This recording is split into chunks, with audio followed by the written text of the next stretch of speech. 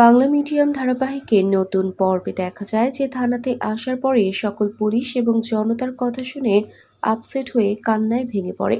ওদিকে আরশিয়ার মা বাবা হাসপাতালে এসে বাবা আরিশার মাকে ধমক দিয়ে বলে, মেয়েকে বিয়ে না দিয়ে পড়ানোর ফল বোঝো। সায়নের কলার ধরে মারতে চেষ্টা করে। এদিকে স্কুলে আন্দোলন চলছে, ইন্দিরাও সামনে আসছে না। সায়ন পুলিশ নিয়ে চলে এসেছে ইন্দিরাকে উদ্ধার করে নিয়ে যেতে, কিন্তু ইন্দিরা পালিয়ে যেতে চায় না, সবার সামনাসামনি হতে চায়। সায়ন বলে সবার হাতে ইট লাঠি, কিছু একটা হয়ে গেলে কিচ্ছু করার থাকবে না।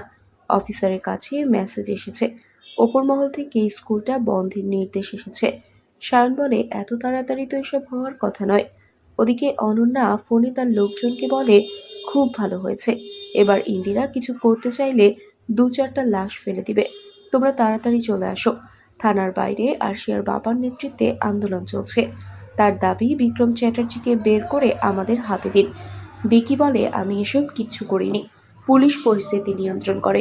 এদিকে ইন্দিরার এক কথা, আমি চোরের মতো পেছনের দরজা দিয়ে যাব না। ইন্দিরা এগিয়ে আসে, অনন্যার গুন্ডারা অপেক্ষা করছে। বাড়িতে সবাই আতঙ্কে অস্থির। ইন্দিরা ঠিক সেই সময় সবার সামনে চলে এসেছে। অনন্যা বলে, তোমরা ফোন করে ইন্দিরাকে পালাতে বলো।